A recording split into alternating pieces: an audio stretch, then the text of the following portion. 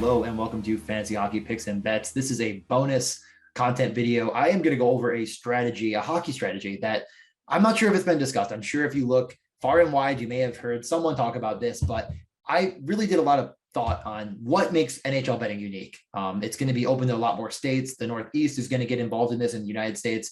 I know I'm going to get it in New York very shortly to have full access to all the books. And I run into people all the time that say, you talk about hockey a lot. What are you looking at? Like, how are you doing this? And I really want to just go over a couple quick strategies that I think are pretty cool and pretty fun and that I think are unique. So number one, first and foremost, the greatest part about betting on hockey, in my opinion, is the fact that these books kind of just seem algorithmically based and they don't actually take a lot of thought into changing anything. And it's very self-evident when we see injuries and suspensions and players that are not playing. So that's the first part of this is you want to key in on bets. It's obvious, right? I mean, if let's say a line one center one is out and a new guy is moving into that role and he's going to also, we see in practices on the power play now, a lot of times the books won't adjust quickly to that, or maybe even at all. We definitely have seen it before where we get the top, most likely goal scorer based off the odds that is out for the game and sits there until lock and never changes. And we never actually get any sort of changing in the odds. In football, with any quarterback, if they lose their top two receivers, their line drops immensely and other receivers get boosted very quickly. We never see that in hockey. That's the one thing that makes it unique. And that's really where this theory kind of started from. Okay. The theory is basically taking a player and betting multiple parts from him. So any player you want to take an example of is totally fine, but we take player X, and with player X is now going to get that boost like I talked about, going up to the first line, first power play, and he is plus 210 to score. He's plus 200 to have an assist maybe.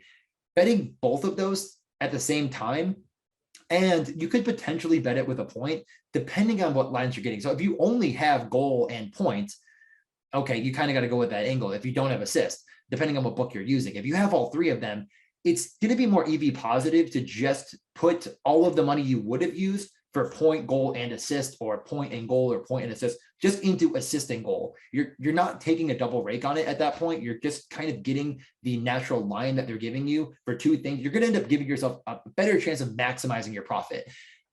I mean, we're talking about players that obviously become high ownership plays and leverage points off of pivot plays in DFS, if you will, but you're not worried about that with props. You're not worried about that at all. No, who cares if everyone bets the same line? That's a good line and everyone wins money. Who cares? Like, great for everyone else. You're not playing against now a 2v2 in a DFS lineup. You're just worried about your prop hitting. So it doesn't really matter. We're worried about correlation and we're worried about projections. If we have a team that we really like, our expected goals is at 4, and we have a player that's really likely to be involved in those 4 goals, it serves us very well to put him down twice. Why not? And if he gets one or the other, you're still making a lot of money. So if you take your unit and you divide it in half, if you will, and put half on assist and half on goal, that's probably the most EV positive way of doing things. You can hedge yourself a little bit, but like I said, you're kind of going to pay a little bit of a negative tax on that, if you will, by putting a point prop with it, just because the point prop is so much worse EV likewise. So like, for example, you're going to get a guy at plus 150 for a goal and 140 for an assist. If they're a little bit more of a pass heavy guy, their point prop might be minus 170. I mean, that's where you're kind of paying that tax on it, if you will, as I'm calling it. But it's not something where you can't do it and make a profit, if you see what I mean. I would just test it. Go into your favorite book app and take all 3 of them straight bets and just take a look at it, move the money around, whatever your unit is. And some people don't play by units. You don't have to. You could say, you know what, tonight I just got paid. I want to bet $100 and put 50 and 50, and then say, you know what, I'm gonna do that. 35, whatever you want to do. It's up to you. It's your money at the end of the day. It's how you want to bet. But it's a theory that I don't think has been talked about enough in the NHL community. I see it in the NBA all the time. People are like, I'm going to take the under on rebounds, assists, and points, because you're basically saying he's not going to get the minutes. That's unique to the NBA, that kind of minute equity that you're trying to maximize or minimize for a player. In hockey, you kind of can see the role, but it's not always a perfect science.